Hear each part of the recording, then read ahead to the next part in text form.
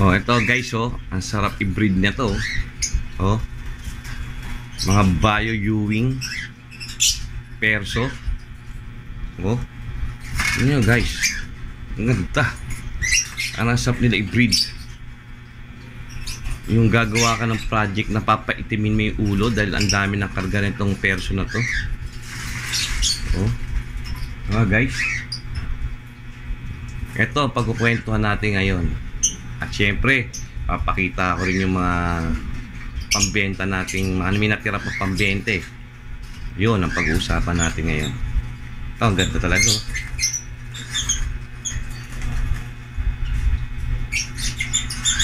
Mayayain.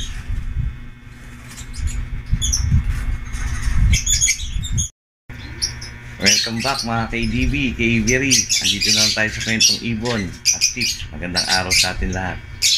Ayan po, may papakita po sa inyong magandang i-breed na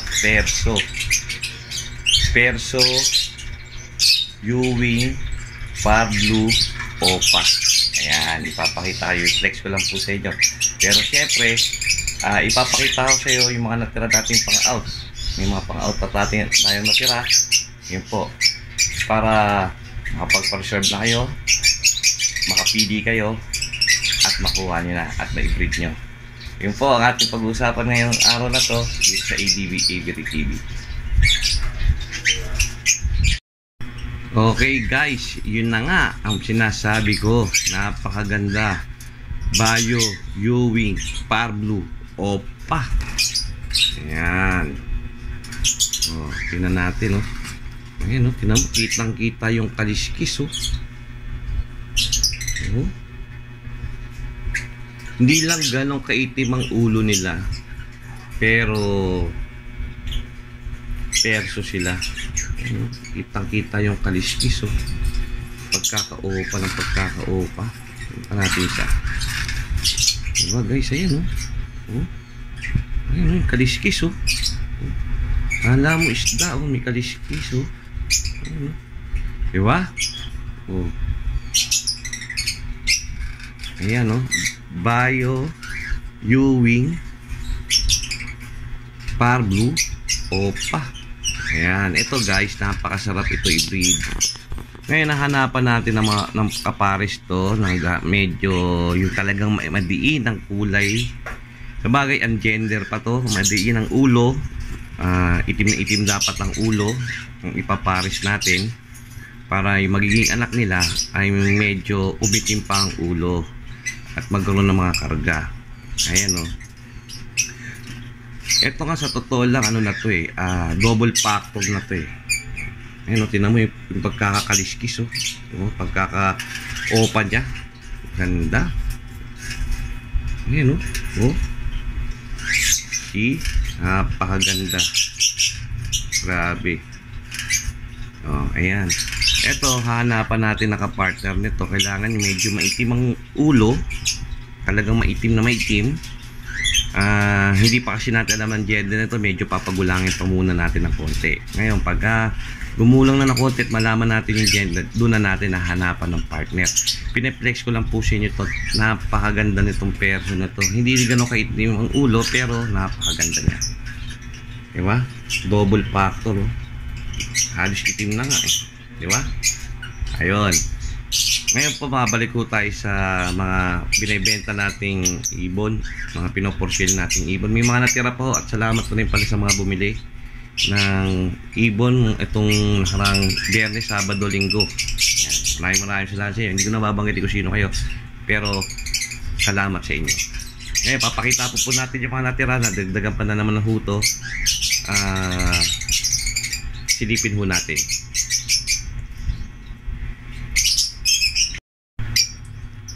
Oh, ito guys, oh. Tingnan nyo, oh. Bio Opa. Napakalinis ng ulo. Oh, tsaka green Opa. Oh, tingnan nyo. Pero ito bata pa to. Bata pa, pero napakalinis ng ulo. Oh, ha? Ito, may bayar na huto, binili huto ng 800. Ayan. Ang gender po yan. Yan. Ito naman po, nabili po ng 500. Yan. Yan. Pero ito, swerte nakabili nito. Pero medyo bata pa ho to, papagulakin pa ho niya. Pero ang pakaganda. Napakalinis ng ulo, guys. Bayo Opa.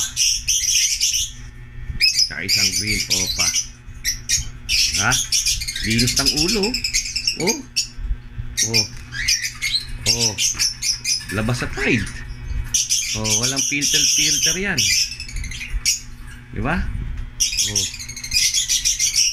Ayan, di ba? Ang ganda ang pagmasdan. Napakasarap sa mata. Okay, dako na ho tayo sa mga for sale. Ito na may buyer na ho to, nabili na ho to.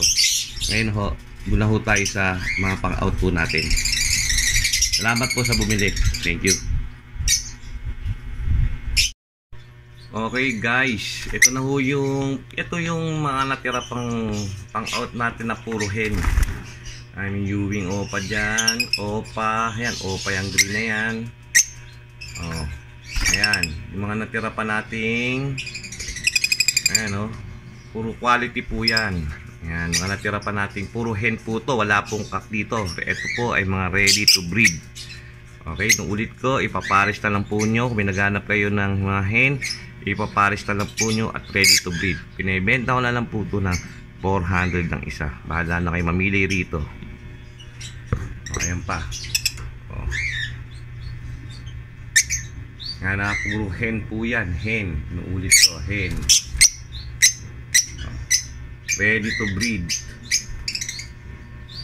Mga ready to breed ho yan. Ayan. 400.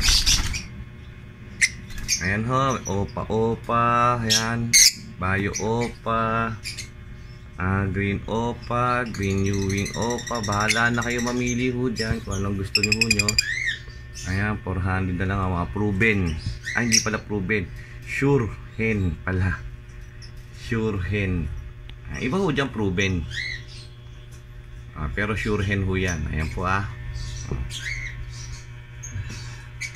Sipat-sipat na ho. Sipat-sipat.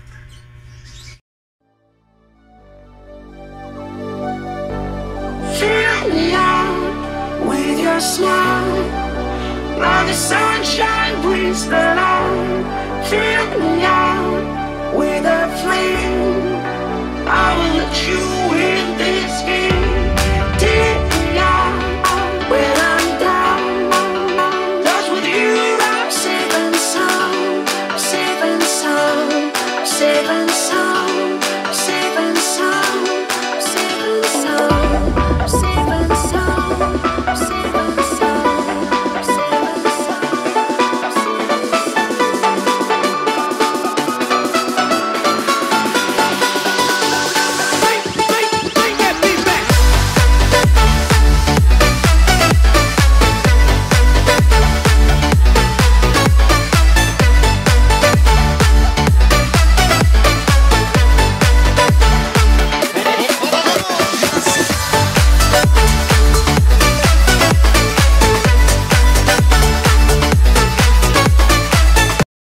Okay guys, ito naman yung mga sure split na pale palo ho natin. 500 ho ang isa nito. Ayan, mga sure split green, sure split pale palo kak. Ayan, mga possible kak po sila. Possible kak. Ayan ho. Sipatin nyo na ho yan. Ayan, mga possible kak po yan. Ayan, medyo madilim ayan guys.